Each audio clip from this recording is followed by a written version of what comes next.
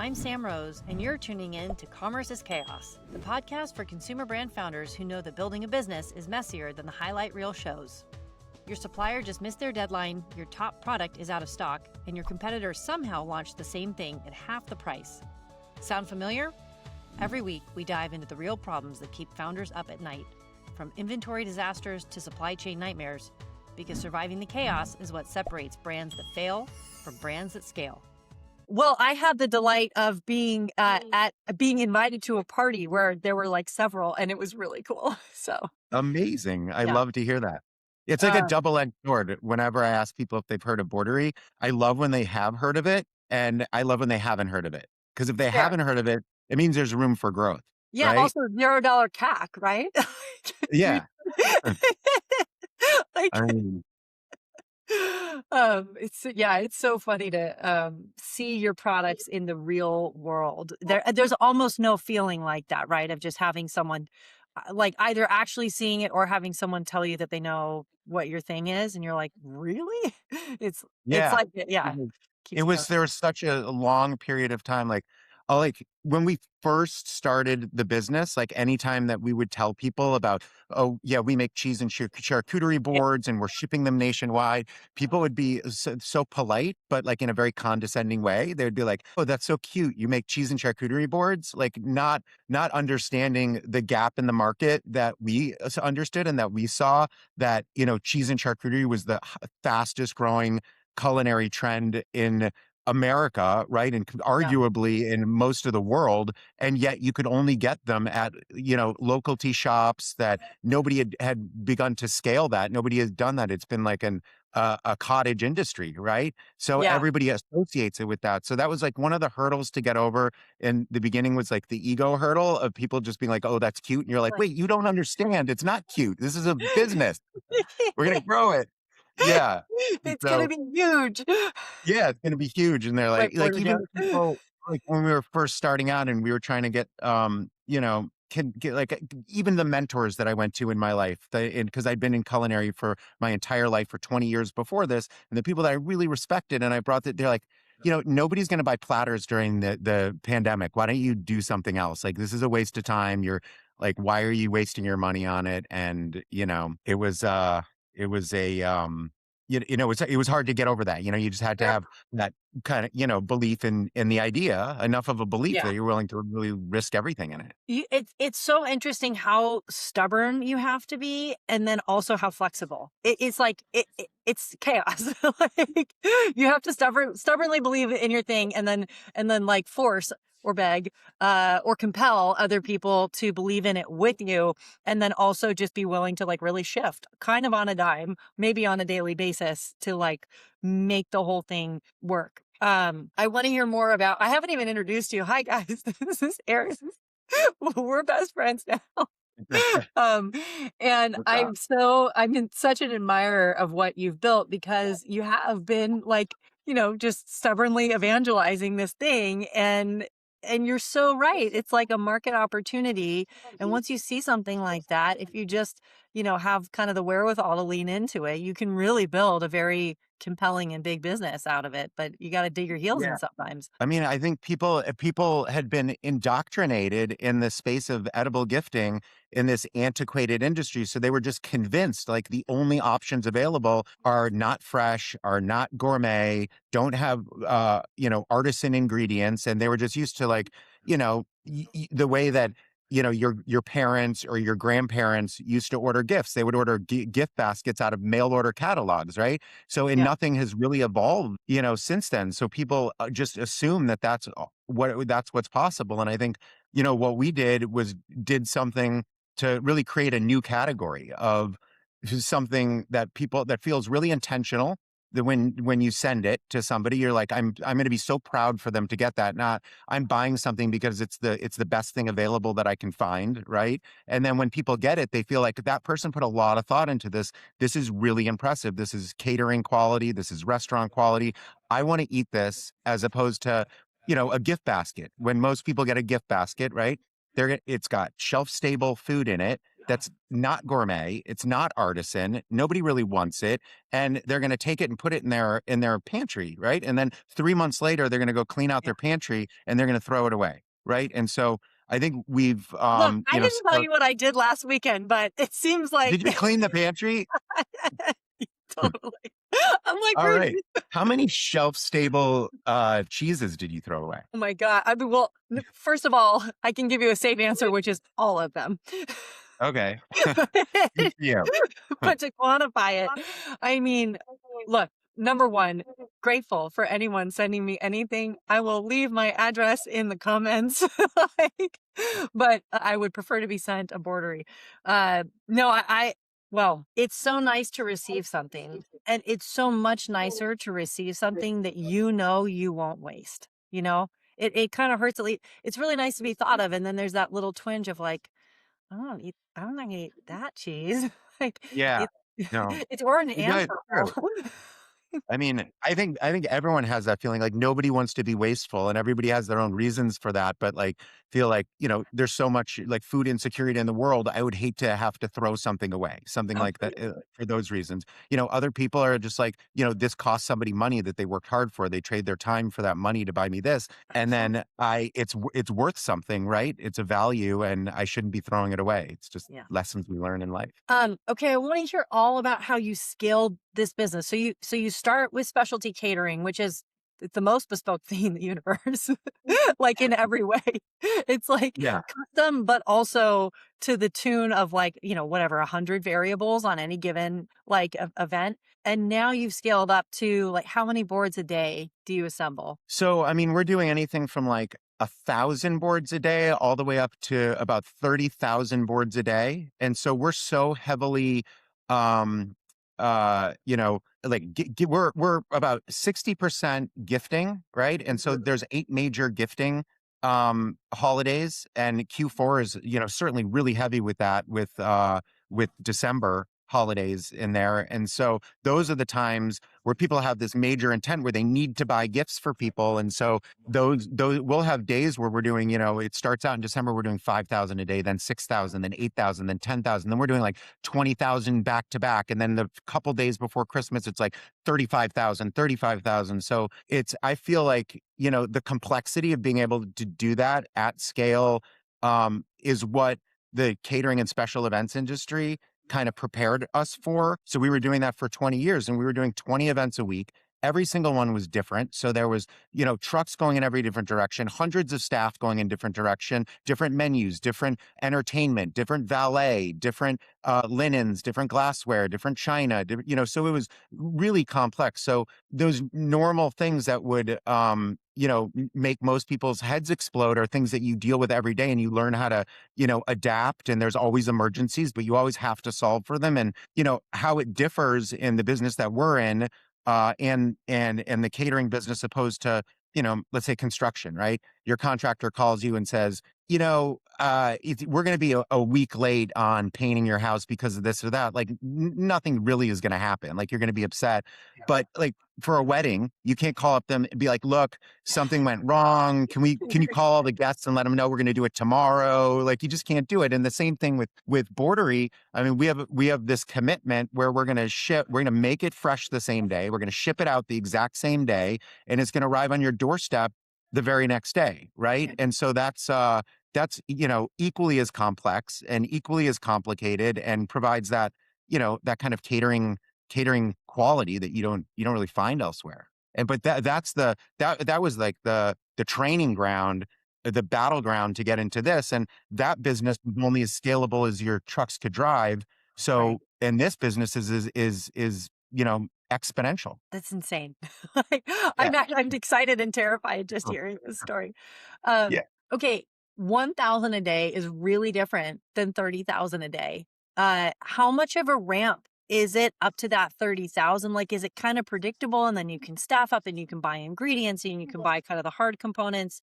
Or are there like surprise days where you're like, whoops, like we're double capacity today than we were yesterday, but we still want to deliver? What happens? Yeah, I mean, look, we have to monitor everything really closely. Like we come up with projections and then we pad the projections, and thankfully we've always crushed the projections, right? So we're always like in Q4, we're always selling out. And we have long lead times on things. It's not like, you can call, we have specialty artisan producers for like our charcuterie, like our salami, for example. It's our custom recipes.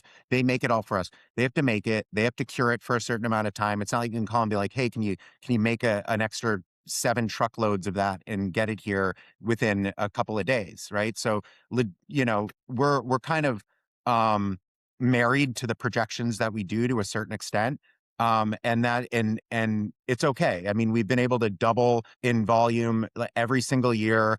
Every single year we have another construction project going on because we started out with 2,000 square feet and built it into 15,000, and then they took out all the neighbors and started getting into like 30. And now we're at 60,000. And then this year we just launched our dessert products, and we're having the same kind of thing. It's we're building out another 60,000 square foot facility because we're selling out of our dessert boards every single time we launch them, and we need more space to be able to fit more people. So on from a staffing perspective, which is really interesting, we have 150 staff that are here, all highly trained, highly specialized, and that's how like we're able to have such good quality assurance.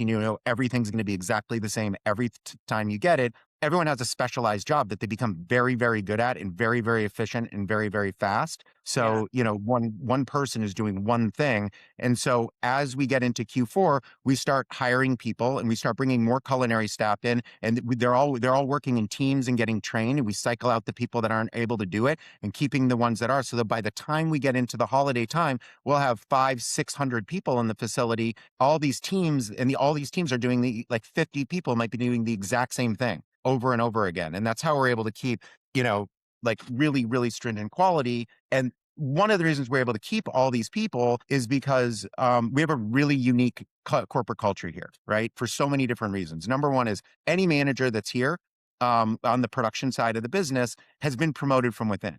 So where a normal factory job or commercial kitchen job, people are recruited, they'll go somewhere else for a little bit more an hour. Here, everybody looks around and they say like, I see that person started on the line just like me, and now they're a manager, or now they're a director, or now they're making 6 figures, and we give everybody health insurance and 401k. So it's like I know people say it sounds so cliche, but we're like a family. Like every day we're celebrating everybody's birthdays. And so that gets around in the community, and people want to come and work here, right? Like, so we're in this difficult hiring environment. It's not that challenging for us. And I think that building that kind of corporate culture where there's opportunity for everyone, when everybody's respected, when they're paid well, when they're compensated for their efforts, I think those kinds of things go a long way to create, real long-term growth for a company. Yeah. Now I want to come work for you. This sounds amazing. I mean, okay, so here's the interview. Do you like cheese? Check. Only if it's not shelf stable. I understand it. Got me. It's definitely not shelf stable. Okay, keep them coming. What's the next one? The next one is do you like to sell hundreds of thousands of cheese boards a year? Well, I don't know the answer to that yet, but I'm inclined to say that I would. Okay. I mean, I would like to sell hundreds of thousands of anything, so I can qualify that part, but affirmative. All right. So, and do you like when people celebrate your birthday? %.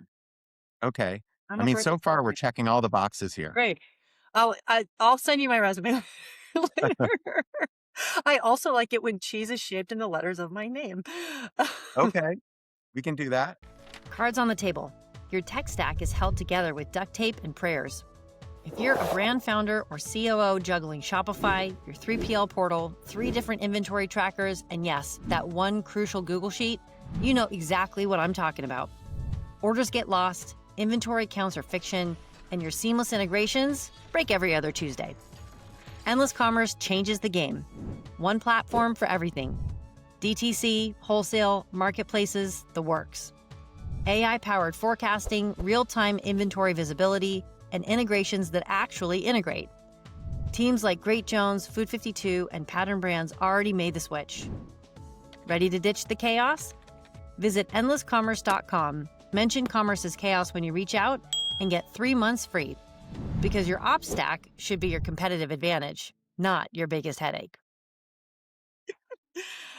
What's been the hardest part about finding people that won't dilute that culture? That's a precious thing that you've built. And I have to imagine that not everybody who thinks that they'll be a fit there does, maybe because they hate birthdays after all, or whatever it is.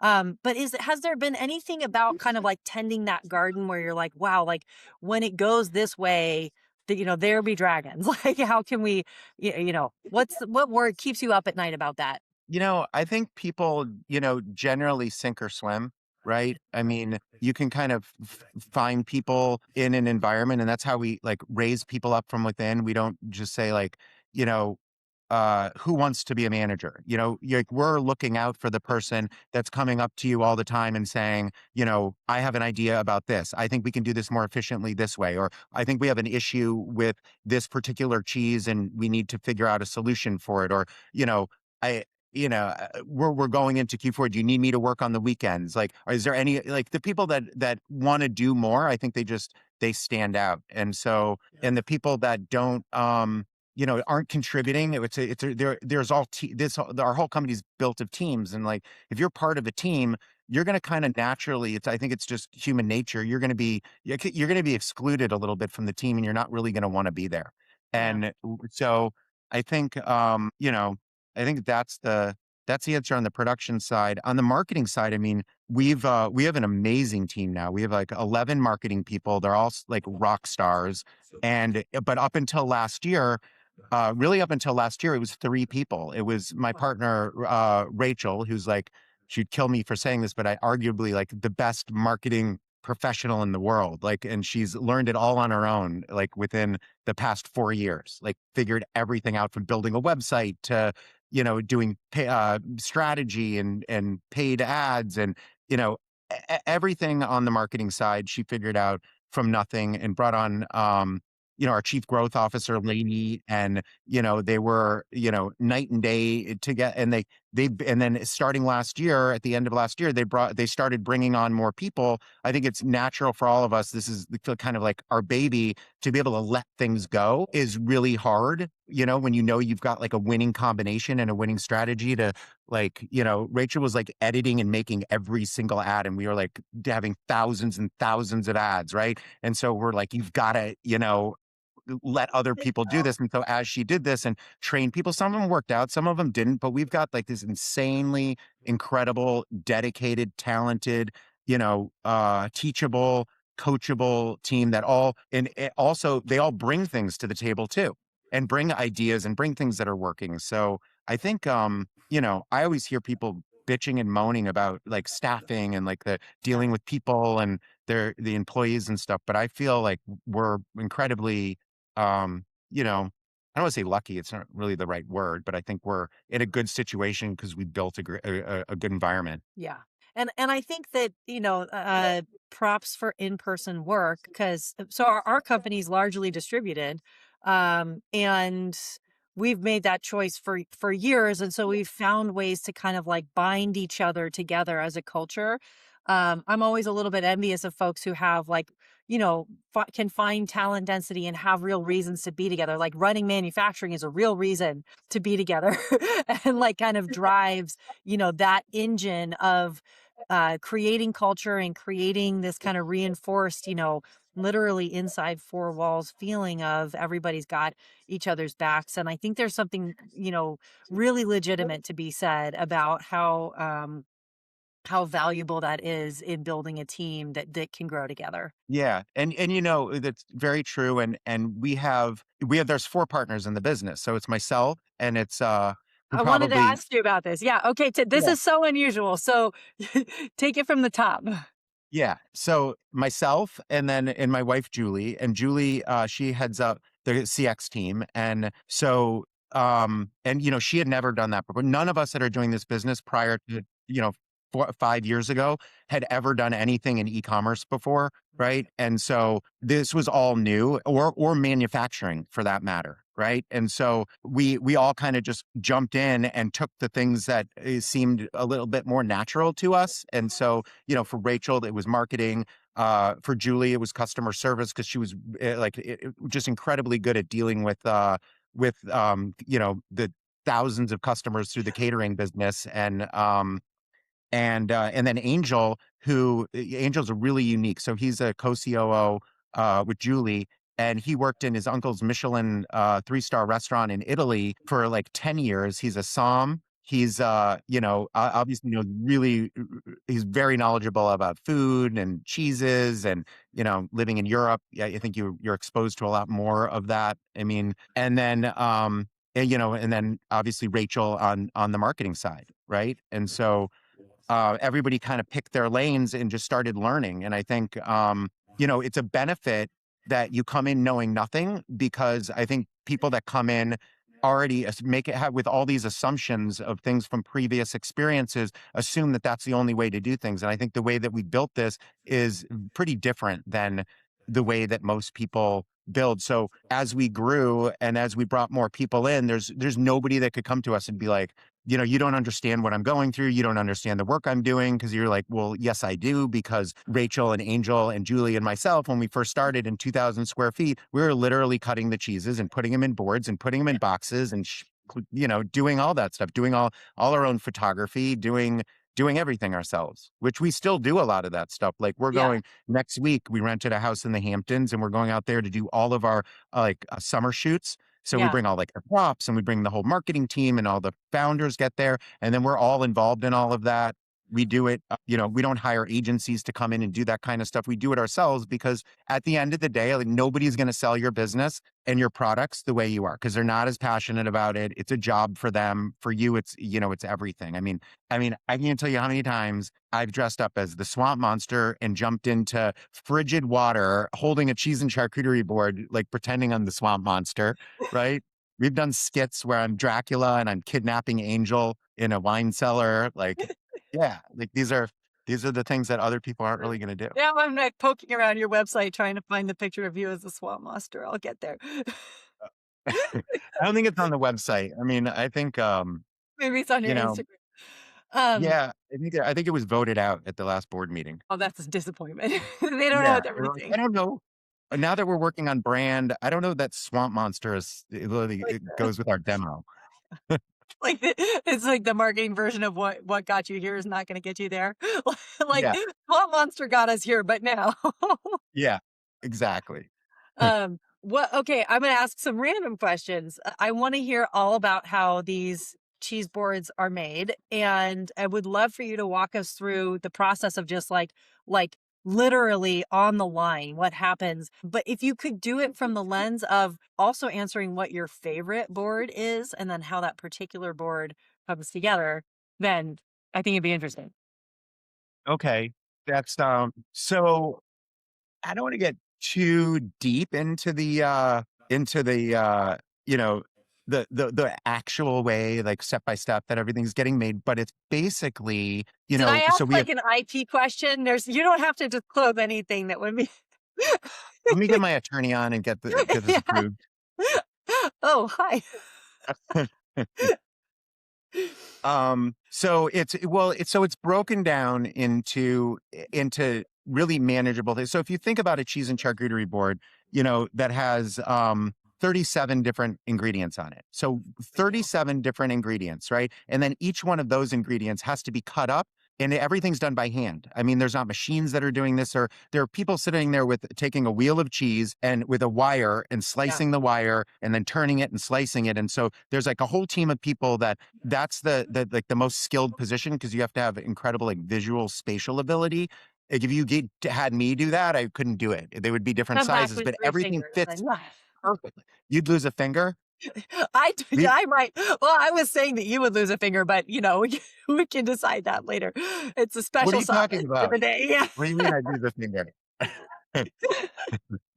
So, Yeah, so because everything has to fit perfectly. So if you think about all the individual hand moves and individual pieces, there's hundreds of pieces and hand moves that go into every single board. So like a chef that's doing this, it would take a chef to do a curated experience like this, and it would take hours, right? You have to buy all the stuff, you have to cut it up, you're going to have tons of leftovers, it's going to cost hundreds and hundreds of dollars, and then you're going to put it together, and it's going to look beautiful, right? So the average person can't do that.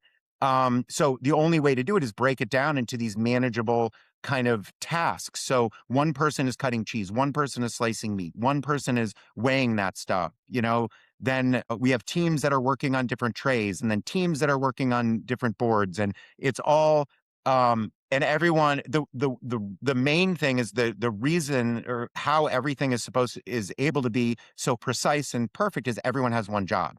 It's like when we were doing catering and you were doing a plate up for like 1,000-person meal and every single thing came out exactly. You have one person there with like the sauce thing that's doing the sauce on the end before it goes out, right? So that's kind of a little peek behind the Basic. curtain. All right, all right. Well, I won't probe too much, but this reminds me of.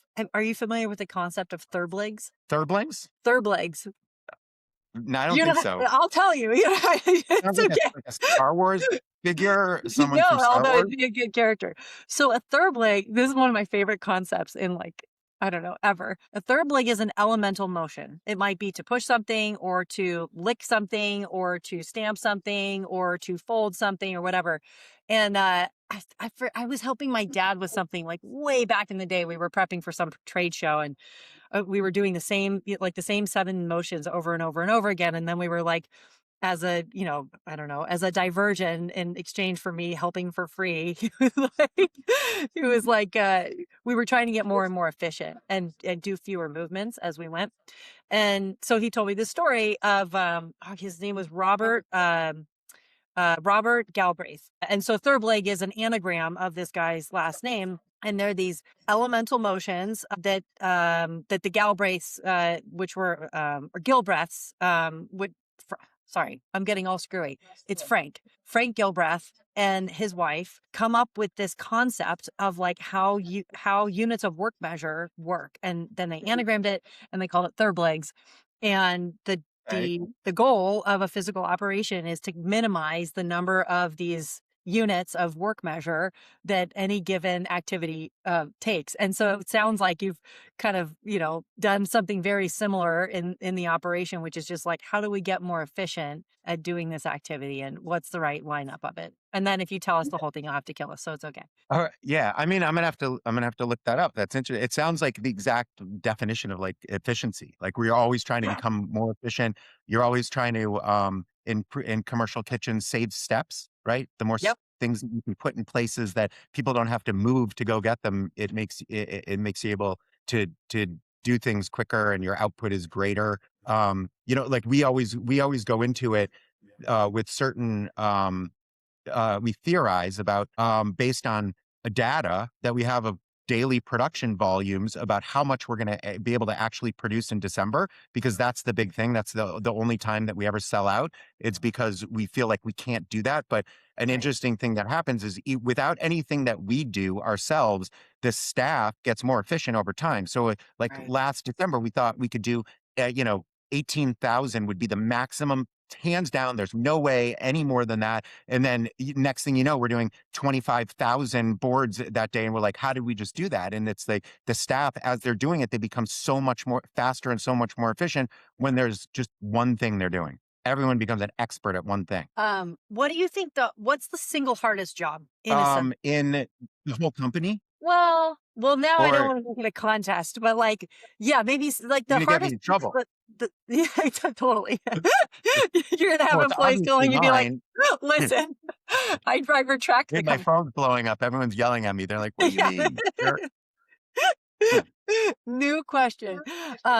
What have you found to be kind of the most fascinating physical process for you to learn as you're going through it, where you're like, whether it's like cutting cheese with a wire or like, I don't know, some decorative aspect of it. What part is like fascinating to you? I mean, so making everything super efficient is fascinating to me. I'm not the best person at it. The best person at it here is Angel, who, he's the one that's our COO. He's a co-founder and partner. He's also an engineer by training, right? And he can figure out anything, right? Like he'll, even if you don't want it figured out, like he'll just spend his time figuring out just because that's the way he is. Like he has to figure it out. So, and we're like, you don't really have to do that. And he's like, I'm going to show you how this works and how, I'm going to reverse engineer all this stuff. So he's been instrumental in making this, as efficient as possible in order to have, as little trim loss as possible, making sure people are saving steps. And then, even the intricacies of movement of inventory, like at our facility, so we can keep like 3 days of inventory on our facility just because of the turnover of everything. Most of it's production and packaging space. And so we have at any given time, we'll have, 2,000 pallets that are stored in cold storage facilities of just like blocks of cheese and wheels of cheese and, and just the logistics of that coming and going when you have, 37 ingredients on the cheese and charcuterie and 47 ingredients on. So there's hundreds and hundreds of pallets of hundreds of different items and just making sure that they're all coming and so you never skip a beat. Like you can't, one day just realize all of a sudden like, well, we don't have any more olives left. So Angel's been like very instrumental in figuring that out with his inquisitive mind and his high IQ and his engineering background. That's rad. Yeah. How for each ingredient, say on an average board, do you have multiple suppliers for that ingredient, or is there some dependency on sort of like a focused supplier because you're making specialty things, right? These are like your recipes, they're your flavors. How much have you had, or maybe has Angel needed to create some redundancy in order to be able to like flex with volume or keep costs competitive, or any other considerations like that? Okay. Yeah. I mean, that's something that, that I've really been like kind of taking the reins with in terms of dealing with vendors for different products. When we started out, when we didn't have the volume and nobody believed that we were going to have the volume, so we couldn't work directly with manufacturers. So we were forced to work with distributors, which, they add on 30% and it destroys your margins. Yeah. So you have to kind of get through that um period until people really believe in you and believe in your concept and they see your growth, right? And they see the data and then they want to jump on board, right? And that's the time when you can go directly to the manufacturers and they want to work with you. And then once you can work with them, you can do things like the wheels of cheese that I was telling you about. You might have trim loss, and that's hurting your food cost tremendously, right? I mean, so we're able to say, well, we need this instead of in a wheel, we need it in a block, and it needs to be these dimensions. So when we cut it, there's zero trim loss for that, right? So, and then in terms of finding producers, things like our meats, those are something. Some meats you can cut a meat and like a salami or a charcuterie, and it's gonna within an hour it's brown, right? And so it just all depends on the different recipes. And not that it's not fresh, it's just it's a natural product and that's what happens. And so, you can dictate recipes once you have the volume. So now we've got, so we have an amazing manufacturer that does it for us specific to, we designed recipes with them in conjunction. And because of the volume that we're getting, we're able to get it at a really, really good price, which obviously, especially in this environment with like fuel prices and tariffs and everything. And every day you're getting phone calls. I'm sorry, I'm gonna have to raise the price on you. I'm gonna have to raise the price on you. And so constantly doing these negotiations is necessary. Yeah. Yeah. Wow.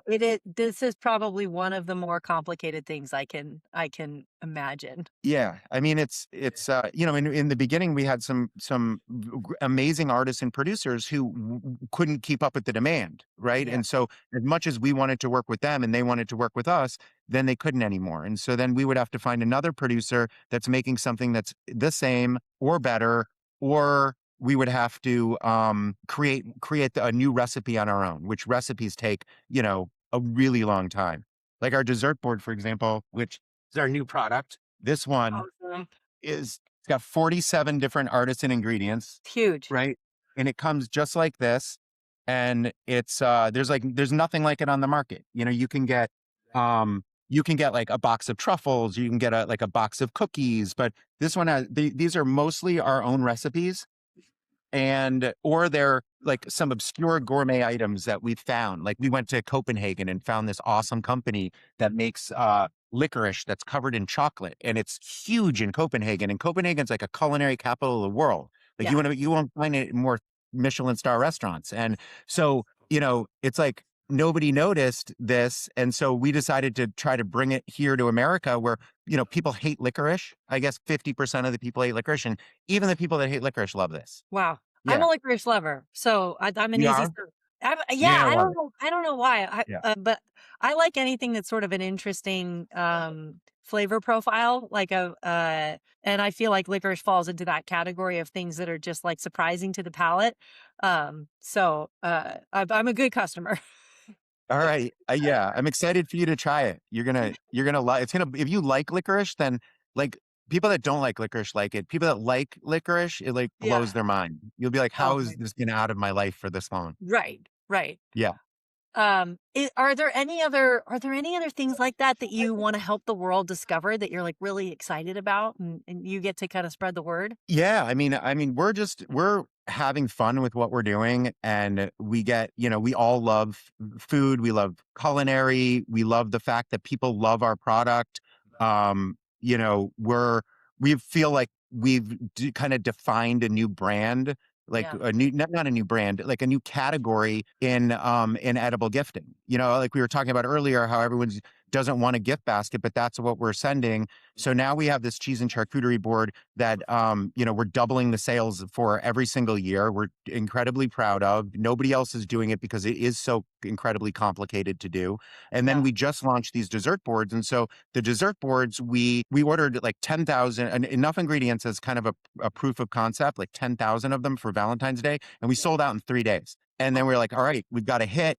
We're no longer just cheese and charcuterie. Now we're a brand that can expand into any category that we want and provide these incredible culinary, gourmet, artisan culinary experiences that are super easy and super fresh. Like you can order up until 2 o'clock. At 2 o'clock in the afternoon, right? And we're going to hand make your product and ship it to you, and you're going to have it the next day on your doorstep anywhere in the country. And you can't find that, anywhere else. So now that we've proven out the cheese and charcuterie, and that we know people like the dessert. Now we're going into other things. We're going to bark boards for dogs. We're going to do candy boards. We've got cookie boards in the making. So we feel like now we're in a position, right, to kind of own the market in the edible space. Like it's been a big white space. Like Yeah. everybody's hasn't seen it.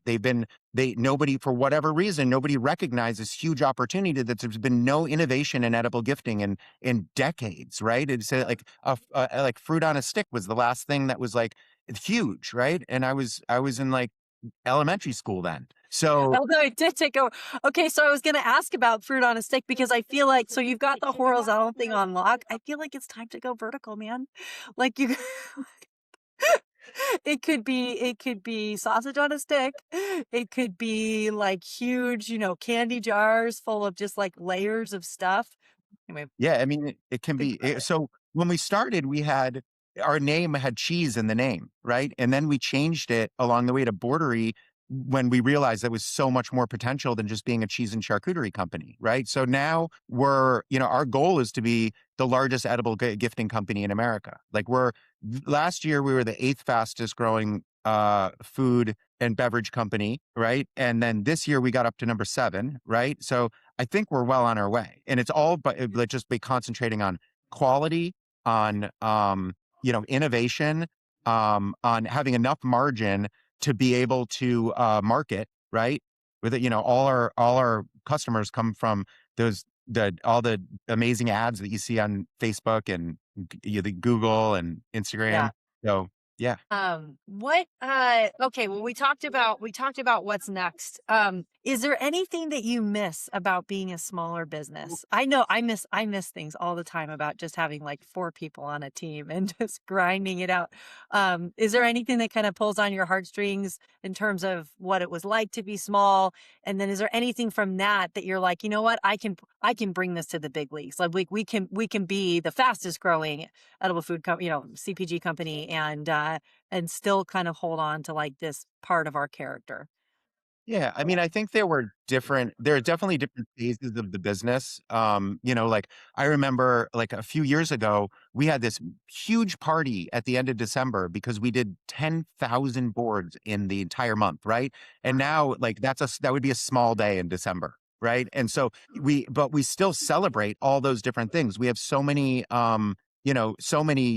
reasons to be able to celebrate, and we do that with the entire team. I mean, every quarter we're doing events with the whole team. We involve everybody here and everything. I mean, we do things like for last Halloween we took all of the managers out to with 50 kids that are homeless that live at a homeless shelter, a local one, and we took them out to Chuck E. Cheese, right, and had that experience all together. And then we all went Halloween costume shopping, right, so they all could have Halloween costumes to be able to participate with their friends at school and the other Halloween related events, and that kind of thing that your employees know that you care about them and you care about the community and you care about, you know, building something that's more than just, a dollar sign at the end of the day. I mean, I think that's what makes things, permanent and last and iconic. And I think one of the things that kind of differentiates us. Yeah.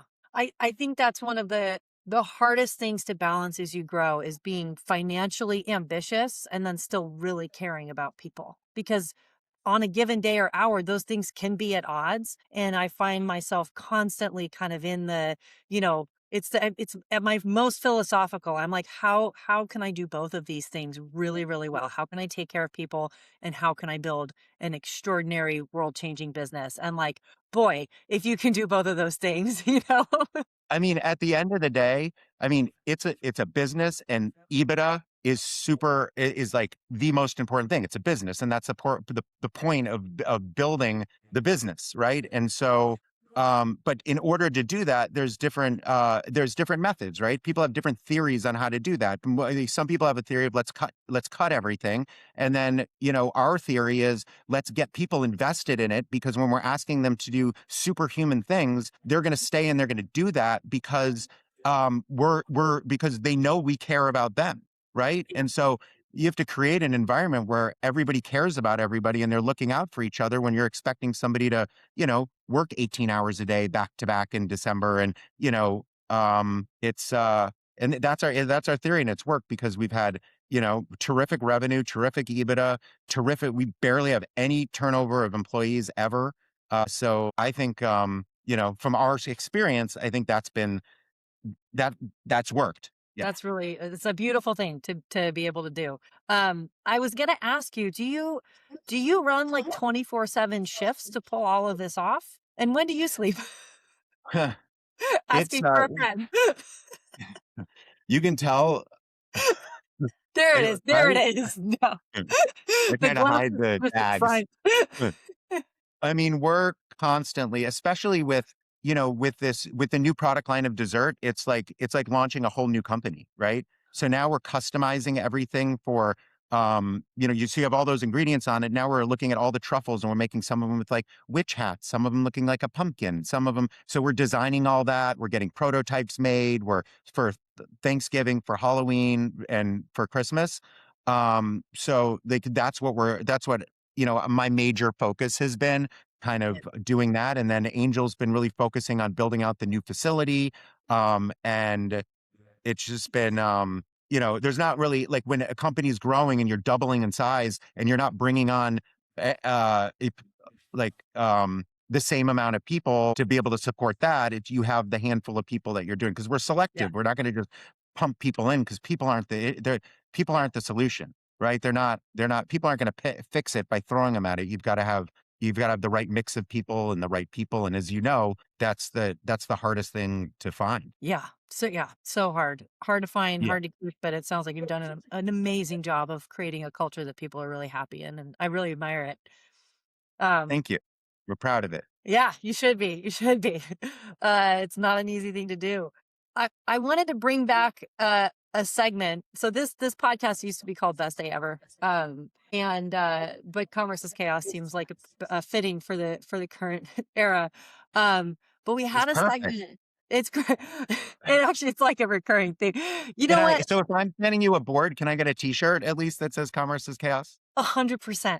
Yeah. All right. I have yeah, I have I got you on swag for All sure. right. And I wish I had it here because it's pretty cool. It's got like a snake on the back. Um, so I'm writing myself a note now to send anyone. It is chaos, and some of that chaos comes from when scale happens to you, which I know has happened to you guys because of Shark Tank and Oprah and all of these other kind of like externalities, and then of course your own growth that you've generated, which is probably slightly more predictable, but still heavy. And so we used to have this segment that I'm bringing back. I want to know like what. Well, so the preamble is for me as an operator. I was always searching for the best day ever. Like, when you got on Oprah, or when the Today Show called and wanted to do a feature, or when a new retailer that was like your dream, Costco's calling. It's like your dream retailer. And then the next day was always the worst day ever because you had to like deliver on that without Yeah. like screwing it up. And so living in this like this is chaos, like the best day, worst day ever paradigm is something that I really have just has sat with me a lot. And I'm curious what your best day ever was as an operator, and then also like what was your worst day ever? So it's going to be a little bit of like a period, but I think it was a very pivotal moment in our business is when, because when we started, we never had any e-com experience, right? And so we got on the way that we started is we got our board on a company called Goldbelly.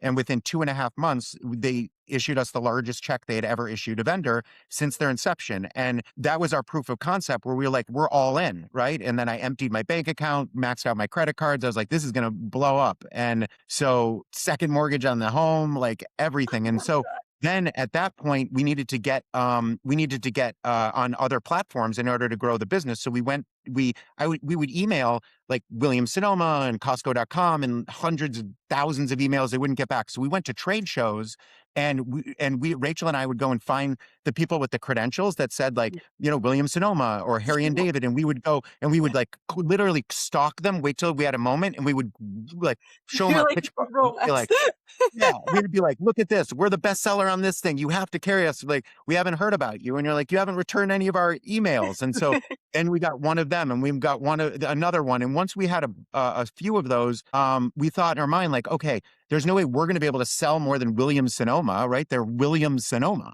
And so then all of a sudden the orders started trickling in, and we were like, like this can't be real. Like there's got to be more orders than this. And the reality is like these companies, like that was the light bulb that switched. Rachel walked in one Tuesday. She's like, we have to do our own D2C. Like we have to have our own website. Like the margins suck. They're not even though we're top sellers on those sites, they're never going to advertise for us the way that we want to grow. And so she launched the website, figured out how to build it, and then we started doing just going to Rachel's kitchen, and we would just hold up boards and film ourselves, and Rachel would learn how to edit them and launch ads and manage a Meta account. And we're like, all right. And we don't have like investment money, right? So the money that we have in the bank is our operating capital, and we're not going to like, just be like, all right, well, let's just throw money into it. So like, we'll put like $2,000 in, and we're like, oh, this better work. And then it worked. And we're like, all right, let's put more. And then 5,000, then 10,000. And, then it's up to like, $1 million. And then, it just keeps growing like that. But that was like, I guess, like the like the best day, Williams Sonoma wants you on, right? And then all of a sudden the sales are trickling in, right? So that's the worst day. And then you launch your own D2C, and you're so excited about that. And then all of a sudden it works. And then that's your best day. And it continues Right. to be the best day. Yeah. Yeah. So that's a long-winded answer, and it's probably a span of years rather than days, but Yeah. hopefully it answers the question a little. Well, I feel that's a rebrand because now it's going to be, best year ever. Like, worst year ever. All I right. think I want in on 2020. that when you launch that podcast. Yeah. I want Yeah. royalties. I have this, I don't think I've said this out loud before, at least not on the podcast, but I have a bottle of champagne chilling in my fridge for when 2025 is over. It is not over for me, but it Wait, will what? be. Wait, 2025 was a 20, tough year. okay. So 2025 was a really, so for those listening several years from now, the date is May 28th, 2026, and I'm still living inside 2025. And I uh-oh, have what this, happened? I have this, well, a bunch of stuff happened. This has been a tough year. Oh man, tariffs happened. That was tough for us. It was tough for our clients. We went through a period of like extraordinary growth, but also just like needing to build so deep on our software product. And you're building something so big.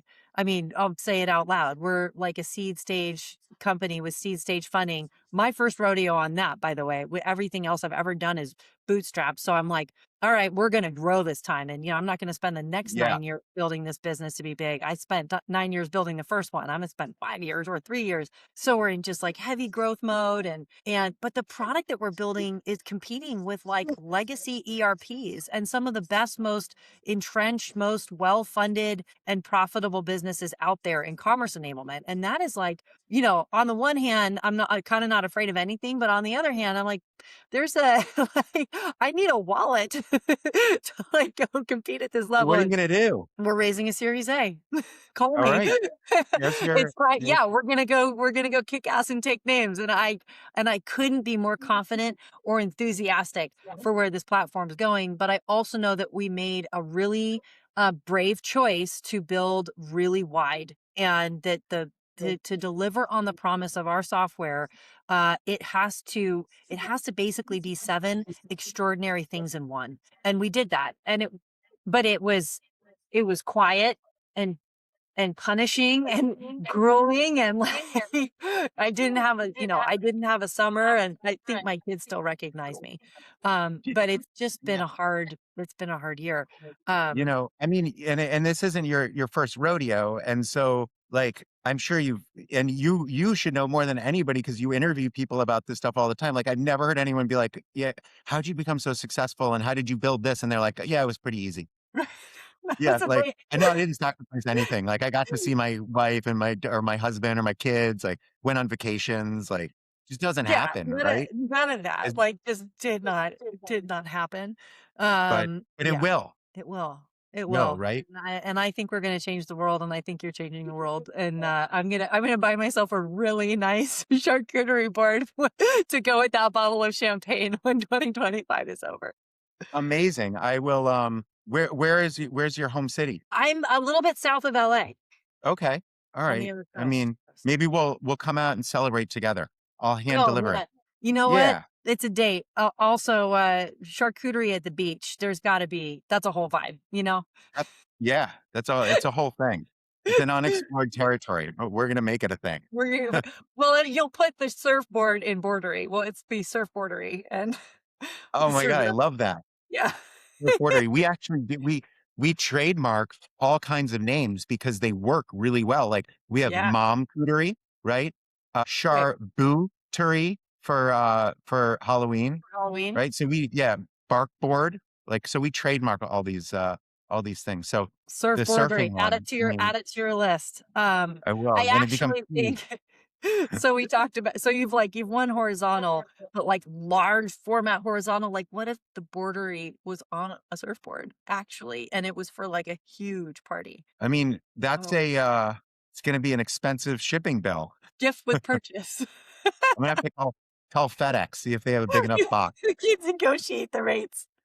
This is our So this is our FedEx plane. look at that. You like it? Are So they're grateful. yeah, I mean we partnered up with FedEx, and it's we have a great relationship with them. We're the largest overnight shipper out of South Florida, so we fulfill a good need for them. And so we fly out of PBI, right? And so they can only take 10,000 packages on their plane, and we obviously ship out way more than that, and they have other customers. So Yeah. there's such a logistics thing during the all the different peaks. They have to find space for us out of all the different airports in South Florida, like Fort Wow. Lauderdale, Miami. We've got refrigerated 53 footers, like 14 of them lined up that we're all day and all night. We're loading them up. They're going to the airport. Then they go all the way to the Memphis hub, which if you haven't seen the hub at FedEx in Memphis, it's insane. It's a whole city. There's hundreds of planes coming in and out and drop, and that's where everything gets put into other into other smaller planes that go to the different regional airports, and then they go on the FedEx trucks that customers see, right? So when you think about the complexity of what goes into getting something that you order at like 2 o'clock to on your doorstep the next morning in like California, for example, it's just insane. It's like mind-boggling. Yeah, it is well, like many brand founders and maybe like you all, I started in love with a product, right? And I wanted to share that product and that story with the world. And the product itself and the storytelling around it were the things that I was like pretty good at. And so that's how I built, started the first business. And as I've, had more experience in it, I am just so fascinated by the things that actually make, the 100 planes on a runway work and like all of this stuff move around the world and move around the country and where the cheese comes from and just the orders of magnitude that and the man, it's like looking at a sparkling diamond or something like that where you're like, this is just a little I can turn this in just get lost in it for infinity because every angle that it's at has this different sparkle and this different color. And anyway, that's why I'm in love with logistics. Because it never gets old and every day is different. That's true. Yeah. And and so we have orders that are coming in the same day, right? And so like we could wake up, we'll go to bed with like 3,000 orders, and then you wait and you expect to do maybe 4,000 through the next day, but then you end up doing 7,000, and then Yeah. you're scrambling with the FedEx team, trying to find lift at other airports, and somehow it always happens, like, right? Like they always figure out how to get the packages to the right place, and not all, obviously all the time. Well, missed a package, but we've never missed getting a package out because of that. But the complexity like gives you like agita every day. Totally. Yeah, yeah. Yeah, it's a never ending puzzle. It really is a never ending puzzle. And every stage of growth redefines it. Which if you like puzzles, makes it really fun. Yeah, but Uh maybe you go ahead. no, I was saying like I do enjoy puzzles, but I think I'm gonna have to save it for another stage of my life. Fair. You got you got enough of a puzzle right now. You can relate. Yeah. No, one day you're going to be sitting at the kitchen counter with a Diet Coke doing a puzzle with your grandkids, and then that's that stage. Yeah. This has been such a great convo. I love what you're building, and really, really, again, admire the way that you've built the business. I'm fascinated by the way that you've constructed the team, and it's clear that the leadership and your co-founders alongside you have just shouldered, excellence at each phase. So thanks for coming on and sharing a bunch more of it. And I'm sorry if I asked too much in depth about the about how it's made. But before this podcast airs, you should go TM Surf Boarderie just in case like nobody get any ideas. I'm gonna try it. We're actually my wife and I are going to my nephew's high school graduation. They live in Nicaragua, and they're really, really good surfers.